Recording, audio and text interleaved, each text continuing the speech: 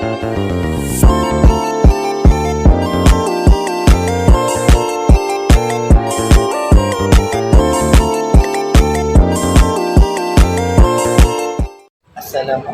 warahmatullahi wabarakatuh. Perkenalkan, nama saya Andri Sanjarno. Di sini saya akan membahas tentang narkotika dan kualifikasi tindak pidana narkotika. Apa sih narkotika itu? Mari kita bahas. Menurut Undang-Undang Nomor 35 Tahun 2009, narkotika adalah zat atau bahan yang berasal dari tanaman atau bukan tanaman, sintetis maupun semi-sintetis, yang dapat menyebabkan penurunan atau perubahan kesadaran, hilangnya rasa, mengurangi sampai menghilangkan rasa diri, dan dapat menimbulkan ketergantungan yang dibedakan ke dalam golongan-golongan sebagaimana terlampir dalam undang-undang ini.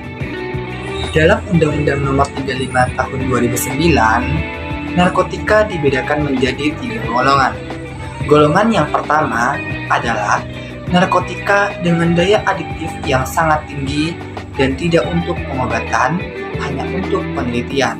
Contoh, ganja, kokain, dan heroin. Golongan kedua adalah narkotika dengan daya adiktif yang tinggi, bisa untuk pengobatan tetapi dengan pengawasan yang ketat.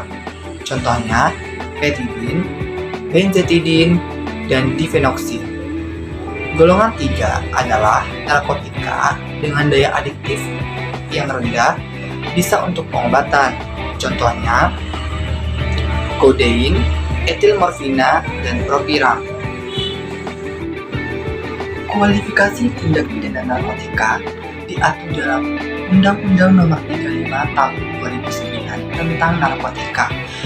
Yang pertama ada penyalahguna narkotika yang diatur dalam pasal 111, di mana penyalahguna narkotika ini adalah seseorang yang menggunakan narkotika untuk kepentingan pribadi dan tanpa resep dokter atau tanpa izin yang sah. Yang kedua, pengedaran narkotika. Pengedaran narkotika yaitu tindakan mengedarkan atau menjual narkotika kepada orang lain. Contohnya, mendistribusikan narkotika dalam jumlah yang kecil maupun jumlah yang besar, baik individu maupun melalui jaringan. 3. Pemalsuan narkotika, yaitu membuat atau memproduksi narkotika dengan bahan yang tidak sesuai dengan standar yang berlaku.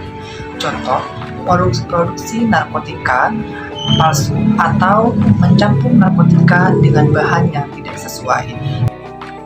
Keempat, penggunaan narkotika untuk kejahatan diatur dalam pasal 132, yaitu menggunakan narkotika untuk memfasilitasi tindak pidana lainnya.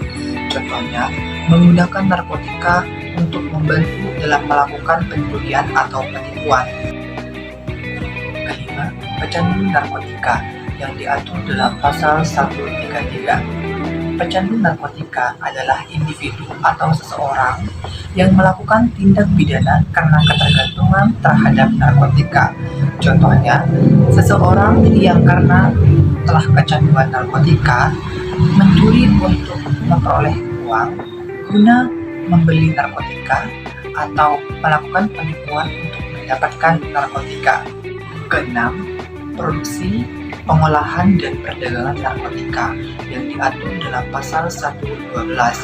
Contohnya, membudidayakan tanaman yang menghasilkan narkotika atau mengolah bahan baku menjadi narkotika.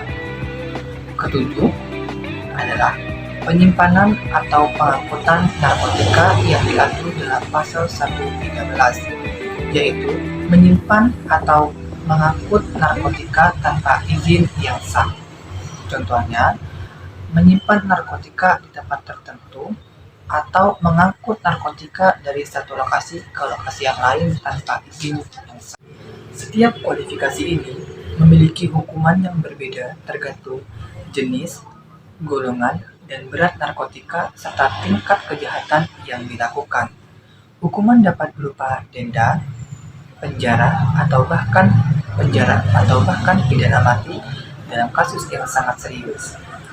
Kualifikasi ini semua telah diatur dalam Undang-Undang Nomor 35 Tahun 2009 tentang narkotika. Mari sayangi diri kita, keluarga kita, atau orang sekitar kita dengan jauhi narkotika.